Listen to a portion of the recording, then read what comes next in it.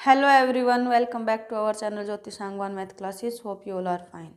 Students, last class के अंदर हमने अपनी एक्सरसाइज 6.2 के 2 क्वेश्चंस को डिस्कस किया था. आज हम अपने नेक्स्ट क्वेश्चंस को डिस्कस करेंगे यहाँ पर. वहाँ 2 क्वेश्चंस में किसी बच्चे को कोई भी डाउट आया है तो आप बिना किसी हिचकिचाहट के अपना कमेंट सेक्शन में कमेंट कीजिए. नेक्स्ट वीडियो के अंदर आपके डाउट को क्लियर कन्फर्म किया जाएगा. और जो थर्ड क्वेश्चन की स्टेटमेंट है वो कुछ इस प्रकार है. In figure if LM parallel हो CB के एंड LN पैरेलल है CD के, prove that AM by AB equals to AN by AD. यानी कि ये हमें फिगर दे रखी है जिसमें बोला हुआ है कि LM है पैरेलल CB के, कि जो LM है ये पैरेलल है CB के, यानी कि ये जो साइड है ये इसके पैरेलल है. अब आगे क्या है, LN पैरेलल है CD के. जो LN है वो किस साइड के इक्वल है, पैरेलल है CD के. तो LN पैरेलल है CD के. And we have to prove AM by AB कि AM by AB is equals to क्या होना चाहिए, AN by AD. AN by AD ये हमें यहाँ पर प्रूव करना है. तो हम क्या करेंगे, यहाँ पर अपने मिड पॉइंट थ्योरम को यूज़ करेंगे यहाँ पर. ठीक है. सो जो पहले गिवन में है हम उसको लिखेंगे. गिवन क्या है अपना कि LM है पैरेलल किसके, CB के, और LN पैरेलल है किसके, CD के. तो इसके अंदर थोड़ा सा हम ध्यान रखें कि जो अपने मिड पॉइंट थ्योरम थी वो क्या कहती थी कि अगर किसी एक साइड के पैरेलल हम एक लाइन को ड्रॉ करें जो अदर 2 साइड्स को इंटरसेक्ट करके निकले तो जो साइड्स की रेशियो होगी वो सेम होगी. ये था हमारी मिड पॉइंट थ्योरम. साइड की रेशियो का मतलब वहाँ पर होता था कि AM बाई MB से और AL बाई LC से, इस तरीके से कि AN बाई ND है ना. अब यहाँ पर हमें क्या दे दिया गया है, हमसे कंप्लीट कहा गया है क्या कि AM बाई AB होना चाहिए, AM और उसके डिवाइड में क्या होना चाहिए, AB होना चाहिए. यानी कि ऐसे ही AN और उसके डिवाइड में क्या होना चाहिए, ND होना चाहिए.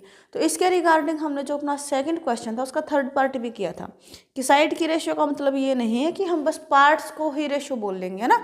हम कंप्लीट साइड है उसकी रेशियो का भी हम इक्वल दिखा सकते हैं. यानी कि जो कंप्लीट साइड की जो रेशियो होगी पार्ट के साथ वो भी क्या होंगी, इक्वल होंगी. ठीक है. So using mid point theorem in triangle ABC, यानी कि जहाँ पर हमें ये दे रखा था कि ML या फिर LM पैरेलल हो BC के, तो पहली जो कंडीशन है ये वाली जो कंडीशन है हम पहले इसके ऊपर अपनी, क्योंकि पैरेलल दिया है तो हमें हिंट दी गई है वहाँ पर कि आपको मिड पॉइंट थ्योरम के अकॉर्डिंग करना है. अब ये पैरेलल किस ट्राइंगल के अंदर है, ABC, यानी कि ये जो ऊपर से ट्राइंगल है ये फर्स्ट ट्राइंगल, यहाँ पर हमें अपने क्या करने, मिड पॉइंट थ्योरम को यूज़ करना है. ठीक है. द ट्राइंगल ABC के अंदर हमने लगाई तो क्या होगा, जो मिड पॉइंट थ्योरम होती है उसकी स्टेटमेंट क्या होती है, if a line drawn parallel to one side of a triangle intersects the other sides at distinct points,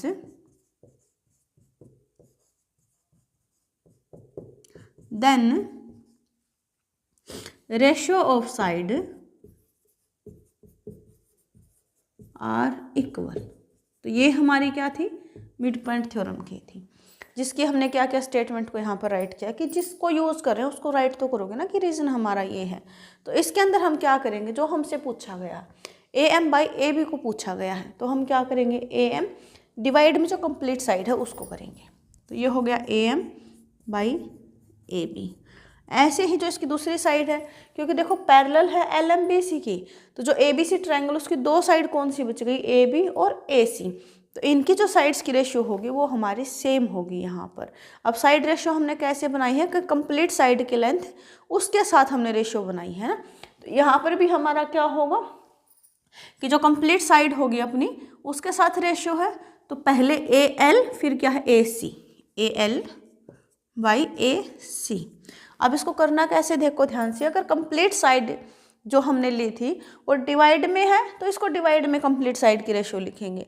अगर ये हमारा न्यूमरेटर की जगह पर होती यानी कि ऊपर होती यहाँ पर, तो हम फिर उसको उस तरीके से लिखते, क्योंकि यहाँ रेशियो का मतलब है, रेशियो का मतलब होता है जो सेम क्वांटिटी इसके अंदर हम रिलेशन को बताते हैं ना।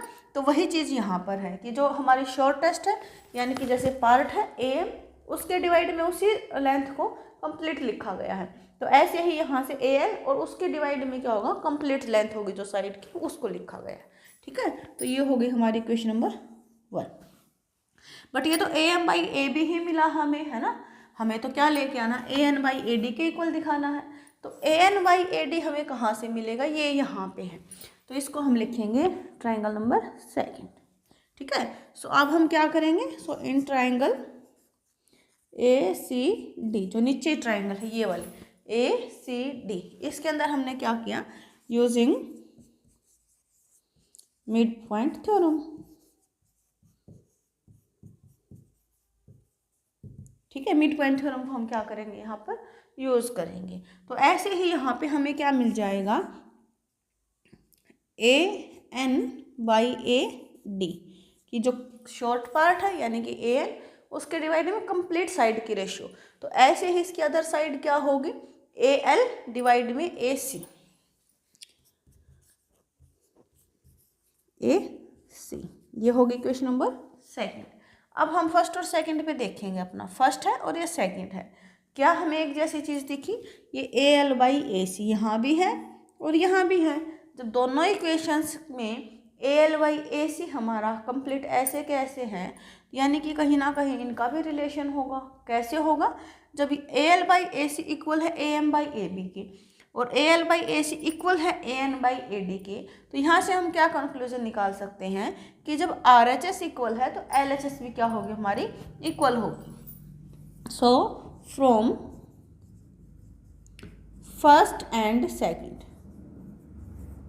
We have,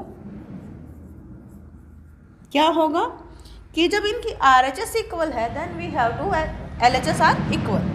so AM/AB is equals to क्या होगा, AN/AD। अब यही हमें क्या करना था, प्रूव करना था कि AM/AB किसके इक्वल हो, AN/AD के इक्वल हो। हैंस टू प्रूव, यही हमें क्या करना था, प्रूव करना था। ठीक है, तो ये था हमारा क्वेश्चन नंबर 3। आई होप कि आपको समझ में आया होगा।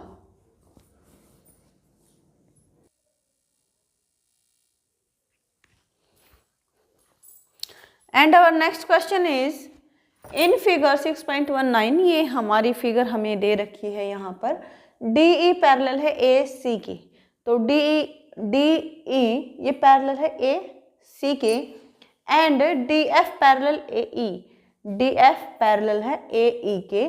Prove that, we have to prove BF/FC, तो BF कहाँ पर है, ये रहा, BF/FC is equals to BE यहाँ से यहाँ तक डिवाइड बाय AC, यानी कि यही चारों पॉइंट हमें क्या करने हैं, रेशियो के अंदर इक्वल दिखाने हैं जो BC के ऊपर है।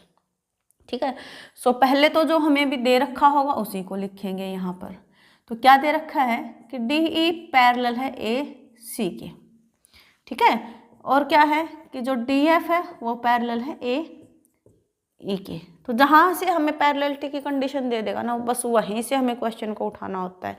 इसने दिया है कि DE पैरेलल है AC के। अब देखो DE यहाँ पर है और AC यहाँ पर है। ठीक है, तो AC के अकॉर्डिंग अगर हम देखें और DE को देखें तो ये AC पोर्शन हमें मिल जाता है, क्योंकि DE का हो गया हमारे पास E और AC का आ गया C, यानी कि ये पॉइंट हमें मिल जाएगा और BE मिल जाएगा इधर से। तो जो हमें पॉइंट्स निकालने हैं BE और AC, तो वो यहाँ से हमें मिल जाएंगे। सो इन ट्राइंगल, अब देखो DE और AC हमें कहाँ से मिला, AC यहाँ पे है ना। तो इसके अकॉर्डिंगली हमारी ट्राइंगल क्या हो गई, ABC या फिर BAC, जो भी आप बोलना चाहो। So in triangle ABC using mid point theorem. ठीक है, इसके अंदर हमने क्या किया, अपनी मिड पॉइंट थ्योरम को यूज़ किया है। अब यहाँ पर मिड पॉइंट थ्योरम को यूज़ किया है तो मिड पॉइंट थ्योरम की जो स्टेटमेंट है उसको आपको राइट करना है यहाँ पर। तो उसके अकॉर्डिंग हमें क्या मिलेगा कि जो BD है उसकी डिवाइड में क्या हो गया, डी ए हो गया, जो ये साइड है B D by D A. ऐसे ही ये क्या हो जाएगा, B E by E C is equals to क्या हो गया, बी ई बाई ई सी। इसको हम डाल लेंगे इक्वेशन नंबर 1। अब देखो बी ई बाई ई सी, हाँ ये रहा बी ई बाई ई सी, यानी कि हमें जो एक साइड है वो मिल गई है, बट हमारी साइड जो अदर है वो हमें ये नहीं चाहिए, कुछ और लेके आना ना। इसका मतलब कुछ ना कुछ और करना पड़ेगा क्वेश्चन के अंदर। अब देखो सेकंड हमें क्या दिया कि डी एफ पैरेलल है ए ई के, डी एफ पैरेलल किसके है, ए ई के, यानी कि यहाँ तक पैरेलल हमें मिला हुआ है, तो क्यों ना हम यहाँ तक की ट्राइंगल को ही उठा लें, है ना। तो क्या होगी ट्राइंगल, बी ए ई या फिर A B E. So in triangle A B E using mid point theorem. ठीक है, यहाँ पर भी हमने क्या किया, अपने मिड पॉइंट थ्योरम को यूज़ किया है। अब मिड पॉइंट थ्योरम को यूज़ किया है तो उसके अकॉर्डिंगली हमारा क्या हो जाएगा, देखो बी ए यानी कि ए बी तक क्या हुआ, ये रेशो हमारी B D by D A. So B D by D A equals to में क्या होगा, B F by F E, B F by F E, क्योंकि हमारे जो ट्राइंगल थी ना वो बस यहीं तक थी, वो वाली उधर नहीं थी। यहाँ पे आके ट्राइंगल हमारी कंप्लीट हो गई थी, क्योंकि ए बी ई था ना, यानी कि यहाँ तक था, तो साइड्स की जो रेशियो होगी वो भी यहीं तक होगी। तो ये होगी हमारी क्वेश्चन नंबर 2। अब फर्स्ट और सेकंड को जब आप ऑब्जर्व करोगे तो क्या मिलेगा कि देखो B D by D A, यहाँ भी क्या है B D by D A, कि दोनों जगह पर क्या है हमारे दोनों इक्वेशंस में B D by D A. तो क्या मिलेगा हमें, so from first and second, first और सेकंड से क्या मिल गया कि जब इनकी LHS इक्वल है तो RHS भी इक्वल होगी। तो क्या होगा कि या तो इसको लिखो एक ही बात है, पहले ये कोई फर्क नहीं होता है। तो B E by E C equal होगी किसके, B F by F E की, B F by F E. यही चीज़ हमें प्रूव करनी थी कि B F by F E equals to हो B E by E C के, या फिर B E by E C equal हो B F by F E के। तो वही हमें मिल गया यहाँ से, hence to prove. So I hope कि आपको दोनों क्वेश्चन समझ में आए होंगे। किसी बच्चे को फिर भी कोई डाउट है तो प्लीज़ कमेंट सेक्शन में कमेंट करें। वीडियो अच्छी लगी है तो लाइक करें, अपने फ्रेंड्स के साथ ज़्यादा से ज़्यादा शेयर करें, और कोई बच्चा फर्स्ट टाइम चैनल के साथ जुड़ता please subscribe the channel. Thank you students.